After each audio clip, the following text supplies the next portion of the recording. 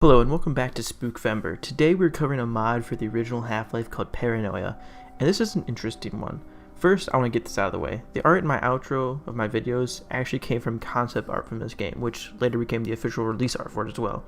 And I actually found this out while looking for the next game to talk about. So I figured this would be the perfect game to talk about next. It shows such an eerie situation, a lone soldier forced to hold his position against some unknown creatures, and for a long time this was my computer background, and I knew I would have to bring it into my YouTube somehow.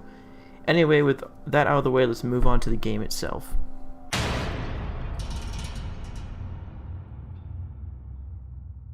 Paranoia places you in a Russian army base. This will serve as the tutorial for the game.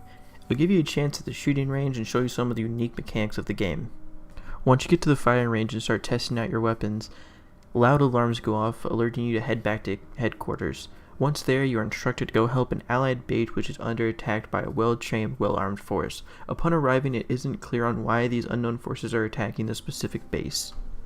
You meet two of your allied soldiers after finding out that they are pinned down. You have to make your way around to flank to help them clear out the rest of the work site.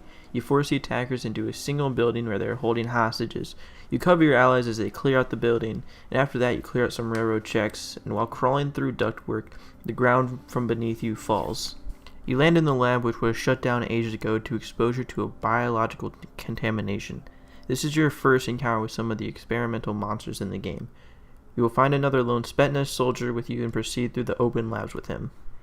After clearing out a portion of the labs and killing some of the creatures down there, you start talking to a doctor, only to be stopped to find out that more creatures are attacking the lab. These ones are failed clones and are a little bit more advanced and can use guns. After this, you follow a radio signal which could be the source of the creatures. The farther down you go, the more experimental and different the creatures become. Once you destroy the source of the monsters, you head back to regroup and find that a special forces is now attacking the base to get information from the labs. Upon leaving, you confront the final boss, which is a helicopter. That's a little disappointing.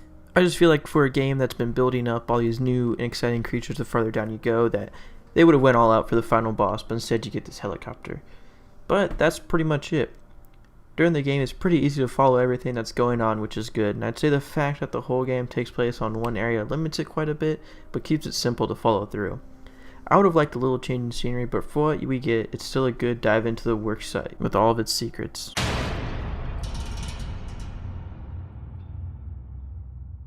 I mentioned earlier that there were some unique mechanics. This falls with the different masks you can use. You have ballistic face shield and a gas mask, which, by the way, any game that has a gas mask gets some extra brownie points from me. Each mask restricts vision, so running the whole game with a mask on wouldn't be very ideal. The gas mask is used to get through areas with toxic gas around, as you'd probably assume. And honestly, it felt very underused. I think throughout the whole game, not counting the tutorial area, I used it maybe twice. Now the ballistic face shield I used a lot, if you remember to use it. It soaks up a decent amount of damage and is very useful, but blocks some of your vision, making it hard to gun down enemies. Let's talk about the targets now.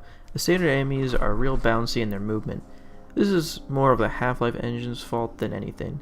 Occasionally while getting into a firefight, they'll just whip around and become extremely hard to hit. They take a bit more bullets than you'd expect as well. The creatures are a bit more fun to fight. The wonky movements here could be passed off as just how the creatures walk, and past the zombie designs, most of them are pretty creative. Your health diminishes pretty quick too, so if you put yourself in a bad position, you probably aren't making it out alive or with a lot of health. You find med packs which heal a good amount of damage, and a lot of care around painkillers which heal a very little amount of health, but are nice to quickly heal a bit of health if you need it. Lastly, let's go over guns. You would notice in the tutorial, but the guns are pretty wonky as well. I feel like this is because putting more realistic guns in the Half-Life engine, but I could be also completely wrong, so I have no idea what I'm talking about. Occasionally my crosshair would be right on the enemy and the bullets would just miss.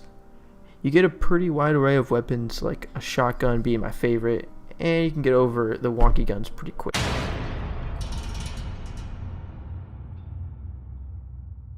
Well, don't get me wrong, the overall experience was fun, and even a blast playing on the Half-Life 1 engine again, but there are some problems.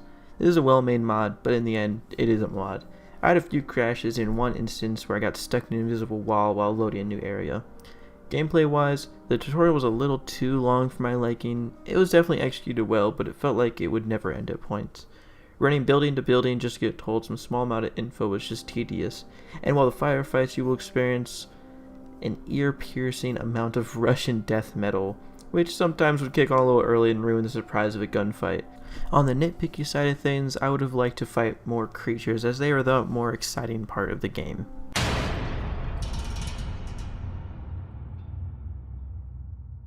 Honestly, for a game made in the Half-Life 1 engine by a small team, I'm still very impressed. I really liked how it took you a while to get into fighting creatures, because for a second I legitimately thought it was just another basic military FPS and I had wasted a little bit of my time. I really liked how the farther underground you go, the more creatures become more disfigured and more unique, starting with just zombie-like things, clones with guns, to things that look like spiders and creatures that ran on walls. I would have loved to see more of these unique creatures, but the small glimpse I got was still very unsettling. I would recommend this, as it only took around 2 to 3 hours to complete, and I really enjoyed what I got out of it. The ending cutscene, as sort of bare as it was very well done in my opinion.